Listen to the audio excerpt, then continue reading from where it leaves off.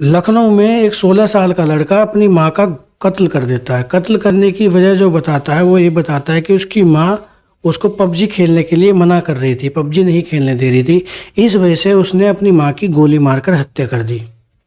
लेकिन जब उस लड़के को जज के सामने पेश किया जाता है, पुलिस द्वारा गिरफ्तार करके जब जज के सामने पेश किया जाता है, तो वो जज के सामने कुछ ऐसी बातें कर देता है जिसकी वजह से जज उस पर काफ़ी नाराज़ हो जाते हैं और उसको पुलिस रिमांड पर भेज देते हैं। लेकिन पुलिस रिमांड में जब पुलिस उससे पूछताछ करती है तो निकल कर आती है काफ़ी सारी बातें। तो नमस्कार दोस्तों, मेरा नाम प्रदीप कुमार है। मैं आपको बताने जा रहा हूँ ये घटना, लखनऊ की जो सच्ची घटना है, इसके बारे में आपको बताने जा रहा हूँ। ये घटना की शुरुआत होती है 4 मई 2022 से, यानी कि पिछले ही इसी महीने की ये घटना है। इसमें एक लड़का 4 मई 2022 को शनिवार के दिन अपनी मां की गोली मारकर हत्या कर देता है और हत्या करने के बाद में वो आराम से इत्मीनान से अपने दोस्तों के साथ क्रिकेट खेलने के लिए चला जाता है।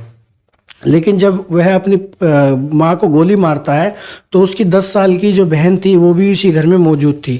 लेकिन वो अपनी जो बहन है उसको डराता है, धमकाता है और अलग कमरे में रखता है और उसको बोलता है कि किसी को इसके बारे में जिक्र नहीं करना। वो उसको बंद एक दूसरे कमरे में बंद कर देता है और उसके बाद में वो अपने दोस्तों के साथ घूमने फिरने, खेलने कूदने के लिए चला जाता है। इसी तरह से वो 3 दिन बिता देता है। 3 दिन तक उसकी जो माँ है, उसकी जो माँ की लाश है, वो 3 दिन तक अपने बिस्तर पर पड़ी रहती है। लेकिन इससे पहले चौंकाने वाली घटना एक और है, ये है कि जब वो अपनी माँ के गोली मारता है तो उसकी माँ तुरंत नहीं मरती, क्योंकि वो उसको एक ही गोली मारता है जिससे उसकी तुरंत मौत नहीं होती और उसकी माँ घंटों तड़पती रहती है। लेकिन फिर भी उस लड़के की माथे पर एक भी शिकन नहीं आती कि उसने अपनी माँ को मार दिया है और उसकी माँ तड़प रही है, उसको बचाए या कुछ भी करे। जरा सा भी उस बच्चे को एहसास नहीं होता। मनोवैज्ञानिक बताते हैं कि कोई भी अगर अपराधी अपराध करता है तो उसके कुछ देर बाद में उसको आभास हो जाता है कि ये काम मैंने गलत कर दिया। लेकिन उस बच्चे के चेहरे और हाव भाव से कोई भी ये नहीं बता सकता उसको जरा सा भी अपनी इस कहानी पर अफसोस हो, अपनी इस घटना पर अफसोस हो। फिर वो 3 दिन तक उस लाश के साथ में रहता है घर में ऐसे ही। लेकिन ये जो मैंने बताया ये कहानी का एक हिस्सा था। दूसरे हिस्से में इस कहानी में बताते हैं जो उसका बाप है, उसका बाप लगातार अपनी बीवी को फ़ोन करने की कोशिश करता है, उसे संपर्क करने की कोशिश करता है। लेकिन उसके जो फ़ोन है, उसका बेटा, उसका माँ तो उसकी मर चुकी थी, लेकिन उसका बेटा फ़ोन नहीं उठाता है तो बोल देता है माँ बाहर गई हुई है, सामान लेने गई, क्योंकि उसके घर में कंस्ट्रक्शन का काम चल रहा था। तो इसी वजह से वो बता देता है कि माँ बाहर गई है, घर पर नहीं है।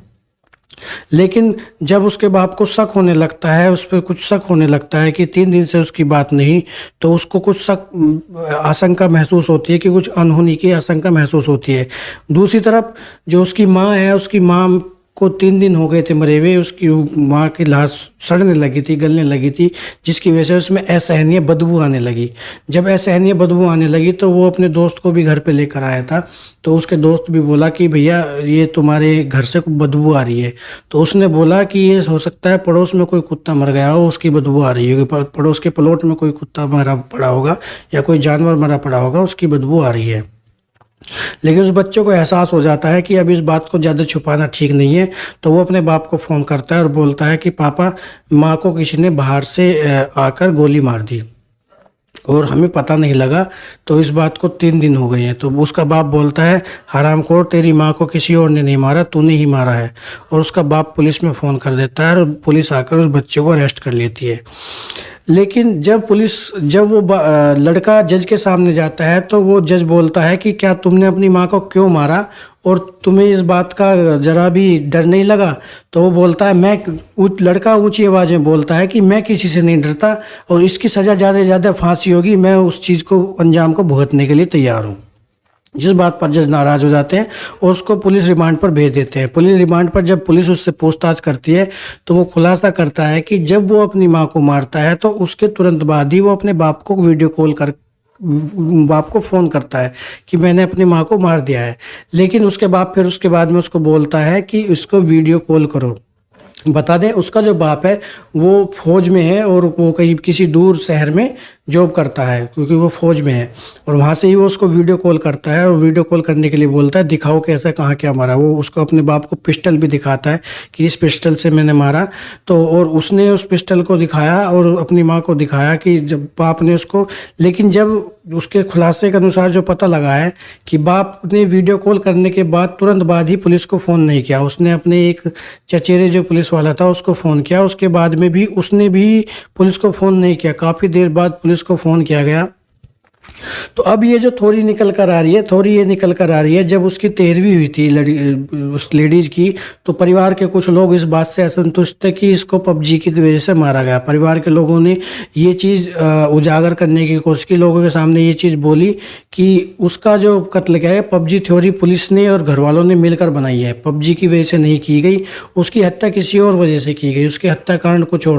लेकिन पुलिस पूछताछ के दौरान ही लड़का बताता है पुलिस को कि उसके घर में दो लोग आते थे, जो बिल्डर थे, दो लोग आते थे पापा की गैर मौजूदगी में, और जिसका उसको अपनी मम्मी से मिलना पसंद नहीं था। उसको काफ़ी अजीब लगता था, काफ़ी बुरा लगता था कि जब वो आकर अपनी उसकी मम्मी से मिलते थे, क्योंकि उनमें काफ़ी सारी बातें होती हैं। एक इस जैसे दंपत्ति जो आपस में रहते इस तरह की वो बातें करते थे बैठकर आपस में, जिसको जो लड़के को बिल्कुल भी पसंद नहीं था। इसकी शिकायत उसने अपने पापा को भी की, जिसके बाद में पति पत्नी में काफ़ी खूब लड़ाई हुई। और उसके बाद उसकी जो माँ है, उसकी माँ ने उसकी काफ़ी पिटाई की कि उसने अपने बाप से क्यों शिकायत कर दी। लेकिन उसके बावजूद भी उसकी माँ ने उन लोगों से मिलना बंद नहीं किया। तो इसका जिक्र उस लड़के ने अपने दोस्तों से भी किया। अपने दोस्तों को बताया कि मेरे घर में इस तरह की प्रॉब्लम चल रही है, मेरी माँ ऐसे इन बंदों से मिलती है।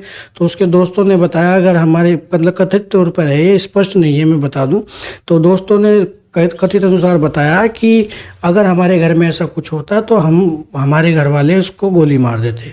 तो इसी तरह वो अपने बाप को भी शिकायत करता है, उसका बाप भी इस तरह से बोलता है कि मैं अगर वहाँ होता तो उसको गोली मार देता।